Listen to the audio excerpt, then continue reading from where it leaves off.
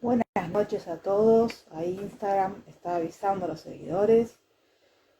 Hola Susana, ¿cómo andás? Bueno, de a poco se va durmiendo.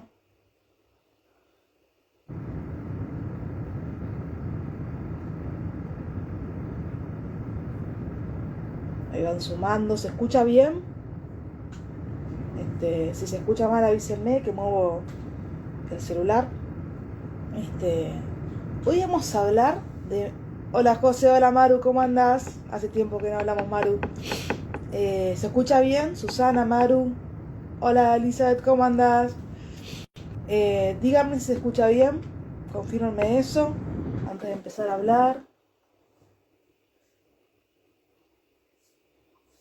Sí, bien, bueno, genial. Bueno, hoy vamos a hablar de enfermedades cerebrales, ¿sí? De demencia, pérdida de memoria, bueno, algunas muy conocidas como el Alzheimer. Buenas noches a todos, ahí que están saludando. Esperen que yo no me veo bien. Así que bueno, como les decía, vamos a hablar, el título es El cerebro enfermo, es un poco raro el título, ¿no? Es como un poco negativo, pero es la verdad, ¿no? Vamos a hablar de enfermedades neurológicas que afectan al cerebro. Y después, como siempre, les voy a dejar un chismecito literario, ¿sí? Alguna novela que tengo en PDF para que puedan leer. En este caso, ya hablaremos, ¿sí? Como saben, yo soy muy aficionada a la literatura, me encanta leer. Ahí Susana no me deja mentir, Susana Darwichi, si lo puede decir, que sabe que me gusta leer muchísimo. Y cada vez que doy los vivos de temas más científicos, me gusta dejarles algo de literatura para quienes quieran acercarse hacia la ficción. Pero bueno, vamos a ir empezando, sí, ahí se van uniendo. Bueno, para hablar de enfermedades, ojo, voy a hacer la salvedad. No voy a hablar de enfermedades mentales, de enfermedades psíquicas, no voy a hablar de esquizofrenia, de depresión, de ansiedad, de cualquier tipo de psicosis, de autismo, de TDAH. No, eso será para otro vivo, ¿sí? Hay vivos de ansiedad, de depresión, ¿sí? Voy a hacer uno de autismo y de TDAH que me lo han pedido. Pero hoy vamos a hablar de enfermedades neurológicas que afectan exclusivamente el cerebro y también la conducta de la persona que la padece. Así que bueno, se estima, ¿sí?, que cerca de unas 1.000 millones de personas están afectadas por año por enfermedades del cerebro. O sea, es un número alto, ¿sí? Entonces, ¿y qué pasa? A medida que aumenta la esperanza de vida, o sea, la edad a la que morían nuestros abuelos no es la misma edad que podemos llegar a morir nosotros, ¿sí? La esperanza de vida, por el avance de la ciencia, la tecnología, ha aumentado. Entonces, a medida que avanza la esperanza de vida, también aumentan las enfermedades cerebrales. ¿Por qué? Porque la carga de trastornos cerebrales tiende a manifestarse como discapacidades, ¿sí?, y efectos en la vida de las personas y en los cuidadores. Pero estas discapacidades aumentan cuando la edad avanza. Por eso, a medida que avanza la esperanza de vida, también vemos cómo avanzan los trastornos del cerebro neurológicos, ¿sí? Por ahí voy a poner un ejemplo sin números reales, ¿sí? Estos no son números reales. Hace 20 años teníamos 1.000 millones de personas en el mundo enfermas con Alzheimer y hoy tenemos 1.500, ¿sí? ¿Por qué? Porque la esperanza de vida aumentó. Si antes se vivía hasta los 60 años, hoy la esperanza de vida está a los 75, 80 años, ¿sí? Entonces tenemos más personas que llegan a la vejez y por lo tanto más personas con probabilidades de tener enfermedades neurológicas, ¿sí? Entonces, vamos a ver a lo que es la pérdida de memoria. La pérdida de la memoria es el cambio cognitivo más evidente en adultos de edad media. Estamos hablando, cuando decimos edad media, de unos 50 años aproximadamente, ¿sí? Entonces, hay 4 puntos, ¿sí?, que podríamos decir para valorar la magnitud de la pérdida de memoria, ¿sí? Por un lado, la velocidad, ¿sí? La velocidad con la cual empeora el problema de la pérdida de memoria. Por otra parte, la magnitud que tiene este problema, o sea, ¿cómo valoramos la magnitud? En la manera en la que incide en nuestra vida cotidiana, ¿sí? Si ya no podemos hacer las mismas cosas que hacíamos antes o se nos dificultan. Otro punto es la objetividad con la que hablamos de esa pérdida de memoria. Es necesario hacer estudios clínicos de imágenes, ¿sí? Para ver qué realmente está afectado en el área cerebral.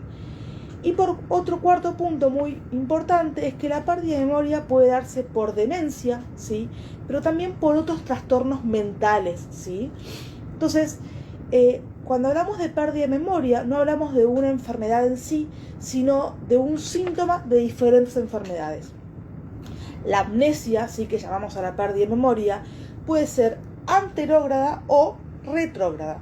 ¿Cómo diferenciamos esto? La anterógrada, ¿sí? La amnesia anterógrada no puede generar nuevos aprendizajes. ¿Qué quiere decir esto? Yo tengo amnesia hoy, lo que haga mañana no lo voy a poder recordar, lo que haga pasado no lo voy a poder recordar, solo recuerdo lo que viví hasta mis 30 años y 22 días que tengo. No sé si 22 días, pero a ver, 28 días que tengo. La amnesia retrógrada, ¿sí? No se pueden evocar eventos anteriores a la lesión, es decir, yo todo lo que pasó del día de hoy hasta mi nacimiento no lo puedo recordar, pero lo que haga a partir de mañana sí lo voy a recordar.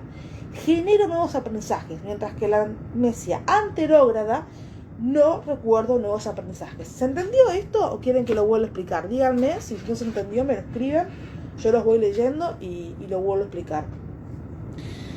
El Alzheimer es un tipo de demencia, ¿sí? Y se dice que afecta, según la Organización Mundial de la Salud, que afecta a 1 de cada 8 personas mayores de 65 años, ¿sí? Es la demencia más frecuente. Y algo muy importante del Alzheimer es que no solo se afecta al paciente, sino que también hay un desgaste en la salud de los cuidadores, ¿sí? Hay una disfunción familiar de los trastornos psiquiátricos. Yo les cuento que allá por el 2015 fui al primer congreso de neurociencias que se hizo en Buenos Aires y en INECO. En INECO estaban estudiando justamente el estrés del cuidador, ¿sí? De pacientes, o sea, pacientes que tenían diferentes trastornos mentales, neurológicos, y el estrés del cuidador, específicamente en pacientes con Alzheimer, ¿sí? Que se veía cómo se desgastaba también la salud del cuidador. Así que bueno, ya en el 2015 ya se estaba investigando esto en INECO. El Alzheimer es progresivo e irreversible, ¿sí? Y afecta a la memoria, eso lo sabemos todos, pero también afecta a la identidad y la conducta. Tiene un impacto muy funcional en la vida social de las personas, porque imagínense que no poder recordar implica no poder acordarnos de cepillarnos los dientes, ¿sí? De cocinar, de si dejamos algo en el fuego, no poder recordar el nombre de nuestros hijos, ¿sí? Una de las cuestiones más fuertes que viven las familias que tienen un paciente con Alzheimer es cuando ya lo van a saludar y no los reconoce, ¿no? Entonces, hay que entender que el Alzheimer no es una consecuencia normal del envejecimiento. No es que todas las personas que envejezcan van a tener Alzheimer, pero es una patología específica, ¿sí? Ahora bien, ¿qué podemos hacer con el Alzheimer? Bueno, la estimulación cognitiva ayuda muchísimo, reduce el avance de la enfermedad. Me dirán, bueno, José, ¿qué es estimulación cognitiva? Bueno, los famosos juegos de laberintos, de buscar diferencias, de crucigramas, de sudokus, ¿sí? Tener la mente activa, jugar al ajedrez por el celular, ¿sí? Diferentes actividades que estimulen nuestras funciones ejecutivas, ¿sí? Que estimulen nuestras funciones cerebrales en todo su aspecto. Actualmente se investigan fármacos, ¿sí? Para que modifiquen los cambios cerebrales, pero todavía no hay ningún resultado efectivo. El factor de riesgo prevalente es la edad, ¿sí? Y como la esperanza de vida aumenta, como les decía hoy al principio, aumenta, ¿sí? La cantidad de personas con Alzheimer.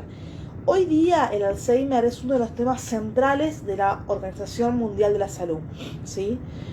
Bueno, ¿se entendió esto del Alzheimer? Si quieren hacer alguna pregunta me la dicen, me la escriben, los leo y la respondo. Vamos a ver otra demencia, que es la demencia semántica, ¿sí? Hoy voy a hablar de diferentes enfermedades, algunas un poco más raras, ¿sí? Pero la idea es dar un pantallazo general. La demencia semántica es un trastorno no hereditario, ¿sí? No es hereditario. Y está causado por una degeneración gradual y progresiva del tejido cerebral, ¿sí? de las neuronas. Hay deterioro de las estructuras frontotemporales. ¿Cuáles son las frontotemporales? Frontal, acá adelante, y el temporal es el lóbulo temporal, ¿sí? Que está abajo.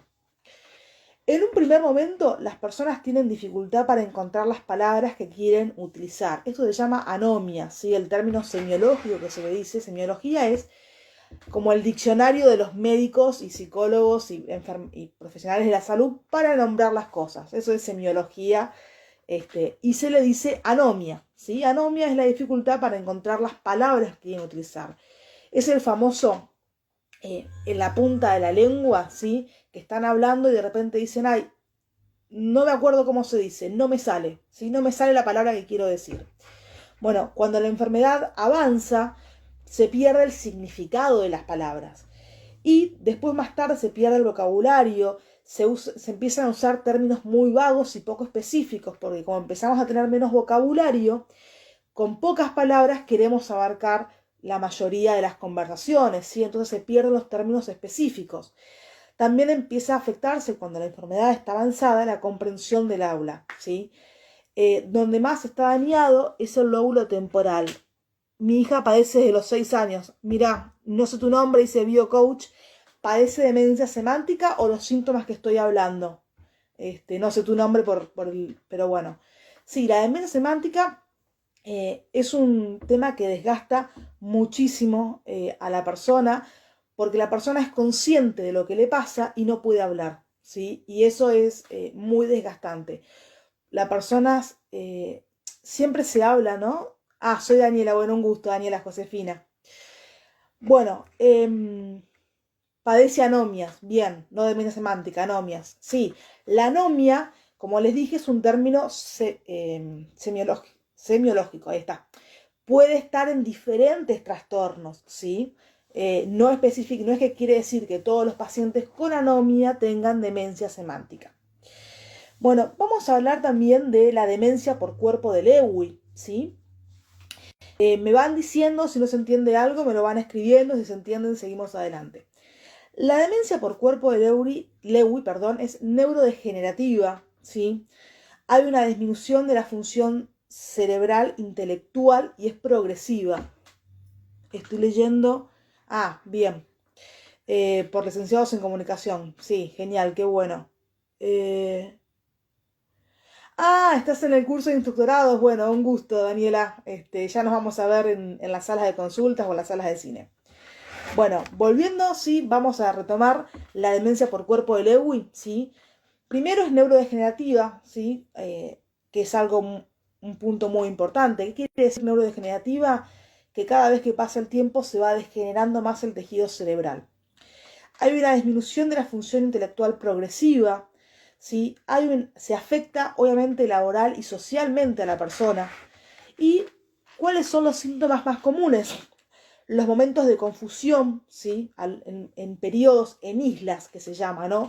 En diferentes momentos del día, momentos de confusión, rigidez, temblor, lentitud de los movimientos. Por eso se lo suele confundir con Parkinson, ¿sí? El diagnóstico diferencial debe ser muy finito. Hay alucinaciones visuales, entonces cuando empiezan las alucinaciones ya descantamos el Parkinson, ¿sí? ¿Qué es lo que se recomienda para el tratamiento? Bueno, terapia ocupacional, rehabilitación cognitiva y kinesiología, ¿sí? Por el tema de los temblores, de la lentitud de los movimientos. Van a ver que voy a hablar mucho de lo que es en tratamiento, de lo que es terapia ocupacional y rehabilitación cognitiva. Rehabilitación cognitiva un poco se los expliqué, ¿sí? Son ejercicios que ponen en funcionamiento de alguna manera nuestro cerebro de diferentes maneras, tanto de la memoria, del lenguaje, incluso de la vista, ¿sí? De la capacidad de procesar información. Y la terapia ocupacional lo que hace es poner más en juego, ¿sí? Lo que son las funciones motrices, ¿sí? Hay una carrera, que es la licenciatura en terapia ocupacional, que se usa muchísimo en los centros de rehabilitación, ¿sí? Y también en instituciones psiquiátricas y demás para hacer talleres con los pacientes. Otro tipo de enfermedad que vamos a hablar hoy es la atrofia cortical posterior, ¿sí? que también es conocido como el síndrome de Benson. Esta enfermedad es degenerativa, como también lo era la demencia por cuerpo de Lewy, ¿sí? Afecta las funciones visoperceptuales, ¿sí? Una dificultad de interpretar información con los ojos sanos. ¿Qué quiere decir esto? Que no es que los ojos los tengamos lesionados, no tenemos catarata, miopía, astigmatismo, presbicia, no hay, ¿sí? Afectados los ojos, ¿sí? Sino la manera de procesar la información visual, ¿sí? Entonces, hay una atrofia de la parte posterior del cerebro.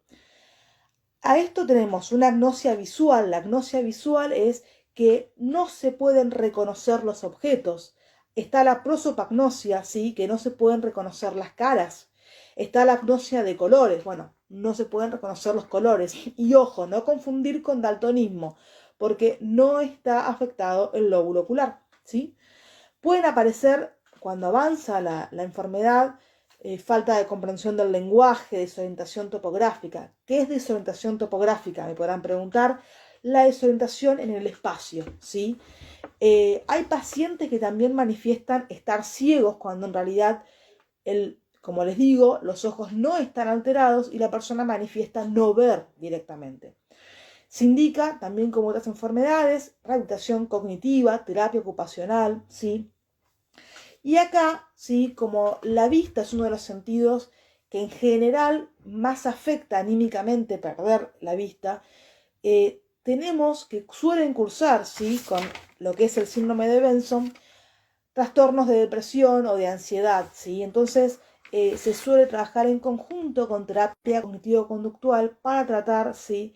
Lo que es los trastornos ansiosos o depresivos. Los trastornos ansiosos y depresivos suelen cursar con muchas de las enfermedades neurodegenerativas. ¿Por qué? Porque se pierde la inserción social, laboral y se ve afectada la vida cotidiana del paciente. Entonces, hoy día lo que se habla es de trabajar en equipos, ¿sí? En equipos multidisciplinarios, no solo en el neurólogo que va a atender, ¿sí? Al paciente con Alzheimer, también en el psicólogo y en el psiquiatra que va a atender al paciente y también, como hablábamos hoy, del cuidador. Por ejemplo, Daniela, vos también podrías tener tu equipo que te atienda para trabajar con tu niña de 6 años con anomia, ¿sí? Como ayudarte a vos para ayudarla a ella. Siguiendo, ¿sí? También está el síndrome de la mano ajena. Este es un síndrome raro, ¿sí? Pero que se los quería traer como curiosidad. Es un trastorno del control motor que hace que una de las extremidades superiores, ¿sí? Brazos, estoy hablando, ¿no? Realicen movimientos involuntarios y no controlados. Es decir, nuestros brazos, nuestras manos se mueven sin que nosotros le ordenemos que se muevan. Nosotros tenemos lo que es el sistema nervioso central y el periférico. El nervioso central es el cerebro, ¿sí? La médula espinal, que es lo que nos recorre el centro, en la espalda está, ¿no? Y el periférico es lo que inerva los diferentes músculos y diferentes partes de los órganos del cuerpo. Entonces, cuando nosotros damos la señal desde el central para mover la mano, va desde el central al periférico a la neurona motora que está, por ejemplo, en las manos. En este caso, sin que nosotros inervemos a esa neurona motora, el brazo se va a mover o la mano igual. Por eso se llama síndrome de la mano ajena, porque parece que no la moviéramos nosotros, ¿sí? El movimiento es involuntario. Y acá tenemos distintas variedades en este síndrome. Está la variante frontal. Frontal dijimos que es el lóbulo frontal, el que está acá adelante, ¿sí? Que afecta al lóbulo frontomedial izquierdo y afecta a la mano predominante. Llamamos manos predominantes, ¿sí? A la mano con la que escribimos, la izquierda o la derecha.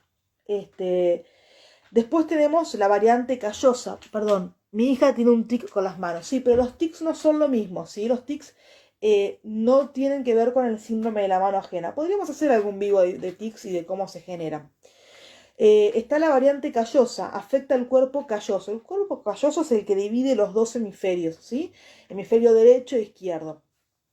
Entonces, lo que hace es que se opone a los movimientos intencionados. Está la variante posterior, que hay lesiones en el lóbulo parietal, el que está acá arriba, ¿sí? Y afecta a la mano contralateral, a la lesión. Actividad motora menos compleja y falta de coordinación. ¿Cuál es la mano contralateral? Que si afectó la parte izquierda, me va a afectar la mano derecha. Si afectó la parte derecha, me va a afectar la mano izquierda, ¿sí? Y esto genera también, ¿no?, una afección a nivel motor y una falta de coordinación de los movimientos. Después tenemos el miembro fantasma, muy visto en personas que han sido amputadas, ¿sí?, ya sean de sus brazos, sus piernas, sobre todo cuando esa amputación ha sido traumática, ¿sí? Es decir, ¿qué quiero decir con traumática? Toda amputación es traumática, pero no es lo mismo que, por ejemplo, una persona con diabetes, ¿sí? La enfermedad avanza y tiene un proceso donde sabe que va a llegar a la amputación, ¿sí? Le dicen, bueno, mira, esto si en 20 días, un mes, un año no mejora, podemos llegar a amputar, a una persona que está en la guerra y de repente pierde la pierna, ¿sí? Entonces, el miembro fantasma son personas que han sufrido una amputación de sus miembros, ¿sí?, brazos, piernas, y tienen la sensación de que este sigue estando ahí. Tienen conciencia de que el miembro fue amputado, pero sienten dolor, picación, molestia, ¿sí? O sea, son conscientes de que no tienen más el brazo, pero sus nervios les dan como que les pica y no tienen dónde rascarse, ¿sí? Porque no tienen el brazo. Es muy desesperante para la persona. Entonces, si bien el miembro ha desaparecido, la representación cerebral que tenemos nosotros, no. Entonces, ¿qué pasa? Las neuronas generan nuevas conexiones y de esta manera se estimulan otras áreas del cuerpo. Se sienten en el miembro amputado. O sea, nosotros, ¿qué es la representación del cerebral?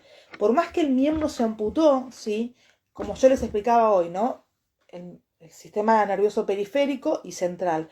La región cerebral que se encargaba de mover la mano derecha no fue lesionada, lo que fue lesionado es la parte orgánica del brazo. Entonces hay que darle tiempo al cerebro, ¿sí?, para que genere estas nuevas conexiones y pueda el cerebro comprender, entender, procesar, ¿sí?, que ese brazo ya no está más. Otro trastorno, ¿sí?, es el trastorno de despersonalización. ¿Hasta ahora se va entendiendo? ¿Sí? Cualquier cosa me dicen. El trastorno de despersonalización sienten que nada a su alrededor parece real, como si vivieran en un sueño, ¿sí? Pero no en un sueño lindo, en un mal sueño, porque genera molestia, genera confusión. Están afectadas las áreas frontales y somatosensoriales, ¿sí?, que son áreas involucradas en la percepción, ¿sí?, de nuestras sensaciones corporales y nuestra experiencia emocional. Además, se ha registrado también una incapacidad para sentir empatía. Y el último síndrome del que quiero hablarles hoy es el síndrome de Diogénesis, ¿sí? El síndrome de Diogénesis es un trastorno no tan común, pero que se presenta, que es un trastorno de la conducta, en realidad. Es una disfunción en las áreas del cerebro asociadas a la habilitación, a la habilidad de planificación, a la organización de actividades, a la corteza prefrontal. Nosotros en el prefrontal, es decir, lóbulo frontal, la parte de acá adelante, sí tenemos todo lo que es los juicios, la toma de decisiones, la planificación, las habilidades de organización, visoperceptuales y demás. Entonces, la persona no es consciente, ¿sí?, de lo que le está sucediendo y por lo tanto tampoco busca ayuda. ¿Y qué es lo que le sucede a estas personas? Bueno, en general viven en condiciones insalubres, ¿sí? No cuidan su higiene personal ni la del ambiente, acumulan objetos, acumulan basura, viven aislados socialmente, se muestran paranoides hacia los demás, no sienten vergüenza por su modo de vivir. Y como dije antes, no son conscientes de que están enfermos, entonces no van a buscar ayuda. Uno les dice, pero bañate, haces 10 días que no te bañaste, tenés olor, estás roñoso, tu ropa está sucia. La persona no lo puede ver de esa manera, ¿sí? Es muy difícil el tratamiento del cuidador con este tipo de personas, ¿sí? Entonces, debido a los síntomas, se hace difícil encontrar un tratamiento, ¿no? Tiene un mayor riesgo de mortalidad asociado a enfermedades clínicas como infecciosas, es decir, no van a morir del síndrome de Diogénesis, pero si están si no cuidan su higiene personal, pueden morir de una infección. Se lastimaron, no se bañaron en 10 días, se infectó la herida y pueden, sí, sufrir una infección. Debido a su descuidado de la higiene personal y aparte no acudía a los centros de ayuda. ¿Por qué? Porque esta cuestión más paranoide de no confiar en los demás. Entonces se cayeron, se clavaron un clavo oxidado, no fueron al centro de ayuda, eso se infectó o no tenían la vacuna, ¿sí?, de la antitetánica y se mueren de una infección. Bueno, eso como para hablar de diferentes trastornos, ¿sí? Algunos más comunes como el Alzheimer, otros un poco más raros como el síndrome de Diogénesis o de Benson, ¿sí? Pero les quería traer un popurrí de diferentes trastornos cerebrales. Hay un libro que se llama Esto también pasará, que en realidad habla, ¿sí?, de una mujer donde la madre fallece, ¿sí? Y lo traje pensando en lo que es el estrés del cuidador, ¿sí? Como les hablé de muchos de estos trastornos, se habla también del estrés del cuidador, la persona que cuida a quien está enferma. En este caso, la hija, ¿sí?, es quien cuida a su madre durante todo su último periodo, hasta el fallecimiento, y cuando la madre muere le cuesta mucho aceptarlo y se va a un lugar de la costa en España a hacer el duelo, ¿no? Se llama Esto también pasará, el libro es de Buckets, la autora se llama Buckets, el apellido es Buckets, y narra el proceso de duelo que hace la escritora, ¿sí?, la protagonista, de su madre, ¿sí?, todo lo que implicó para ella cuidar a su madre y todo lo que implica en el presente que su madre se haya ido, ¿sí?, se haya muerto. Estuve pensando en otro libro que había leído hace mucho, que no me acuerdo el nombre, y me presté el libro y no me lo devolvieron, fue la última vez que presté un libro, que habla específicamente de una mujer que tiene Alzheimer y su hija la va a ver todas las semanas al geriátrico y cada vez la reconoce menos. Pero bueno, no pude encontrar el nombre, no me lo pude acordar para pasárselos. Pero sí les recomiendo, Esto también pasará, que habla de, más que nada, cómo una persona que cuidó durante los últimos años a su madre hasta la muerte, termina en el famoso estrés del cuidador y tiene que tomarse una especie de vacaciones, ¿sí?, para poder procesar la muerte de su madre y también el hecho de que ella ya no tiene que estar pendiente de esa persona. Me lo pueden pedir por PDF a josefinaricota@mindfulnessargentina.com.ar, ¿sí? Me pueden escribir y también me pueden escribir para diferentes vivos, ¿sí? Bueno, espero que les haya gustado el vivo de hoy. Tienen dudas, preguntas, me las pueden hacer, ¿sí? Me pueden escribir si les gustó, si qué les pareció interesante o les aburrió. A ver, que se escriban. Bueno, les vuelvo a repetir mi correo, ¿sí? josefinaricota@mindfulnessargentina.com.ar. No obstante, este video queda grabado en Instagram, ¿sí? Y después lo subimos mañana, a la mañana yo lo subo al canal de YouTube, ¿sí?, que es Mindfulness Argentina, y ahí pueden encontrar, ya hay como cerca de 20 videos míos hablando de diferentes temas, así que bueno, me pueden encontrar hablando de diversos temas de salud mental, de salud en general, ¿sí?, tanto psicológica, psiquiátrica, neuronal, neurológica, de psicología. Me pueden proponer temas para hablar, ¿sí? Así que el próximo vivo que voy a hacer, que lo estoy preparando, se va a llamar El cerebro social y es de la inteligencia social y no confundir con la inteligencia emocional, ¿sí? Así que la semana que viene estaremos hablando del cerebro social. Bueno, un buen fin de semana para todos.